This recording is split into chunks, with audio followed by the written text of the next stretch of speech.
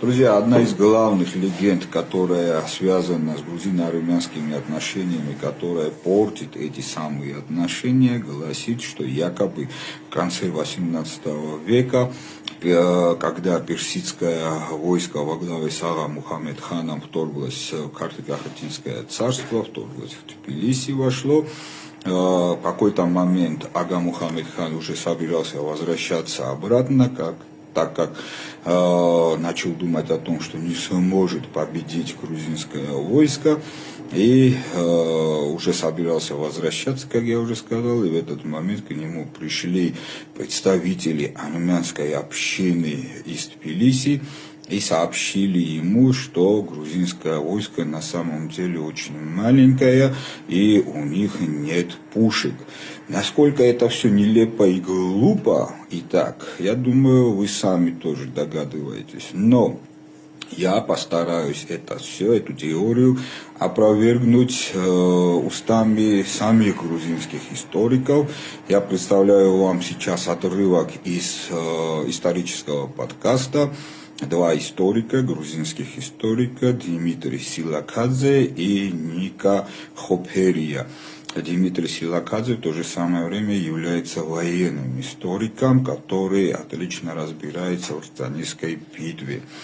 И эти историки, а именно в первую очередь Дмитрий Силакадзе, опровергает эту теорию. Текст, конечно, ребята говорят на грузинском языке, но в общем, чтобы вам было понятно, о чем идет речь, как я уже сказал, два грузинских историка опровергают эту теорию.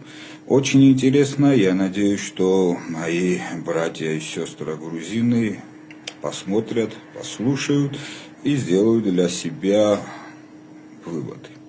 Еще раз с праздниками и с Новым годом.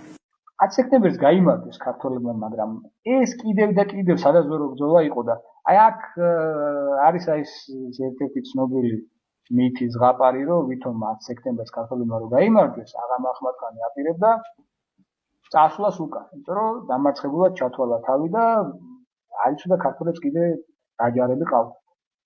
და თითქოს თბილისიდან გაიპარნენ ვიღაც, აღარ მახსოვს სახელები, ასახელებენ კიდევაც, მივიდნენ და უთხრეს, რომ ქართველებს მეზარბას მეტი არ ყავთ და ქართველებს ჯარები არ ყავთ. არა და ეს როგორ სისულელეა. თელეთის ქედიდან თბილისისკენ თუ იმეს გამოუხედავს, იმ ადგილიდან განსაკუთრებით რაღაც აღა მაჰმად-ხანი იდგა, ხელის გულზე ჩანს ფელიქს წანისი.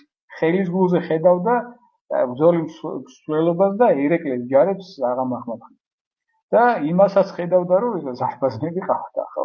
და იმასაც ხედავდა, რომ მცირე ჯარი ყავდა. ანუ ეს არის სრული აბსურდი. ხა ეს ერთი სადაზვერო ხასიათის შეტაკება იყო უფრო მეტად, ანუ რაღაც ადგილები მოსინჯა შესატევად და თან ახლა წარმოიდგინე კაცი, რომელიც მანამდე რამდენი რაღაცას აკეთებს, აქამდე მოდის, ყველაფერი გათვლილი აქვს და უბრალოდ ის გაიგო, რომ მეზარბაზნები აღარ ყავს და მიდის ახლა ეს მოვიდება უკან, თორე ისე მიდიოდა.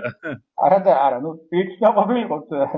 არა, ცოტა ჯარი ყავს ერეკლესო, მაგ დროს უთხრეს. არა და მთელი დღე როგორც ხელის გულზე ისე ხედავდა ერეკლეს რამდენი ჯარი ყავდა, ხო? მაგის გარდა არ არის ლოგიკა, იმიტომ რომ იყო უფრო ბრძოლა დაზვერვით რა. რაც ხდებოდა 10 სექტემბერს და ცხადია ახლა მან 11-ში დაგეგმა მთავარი იერიში ქალაქს. მოკლედ ახლა რა ხდება 11 სექტემბერს? როგორია ქართველების განლაგება და როგორი არის იგი აღა მაჰმად-ხანის შეტევის გეგმა. მოკლედ ერეკლემ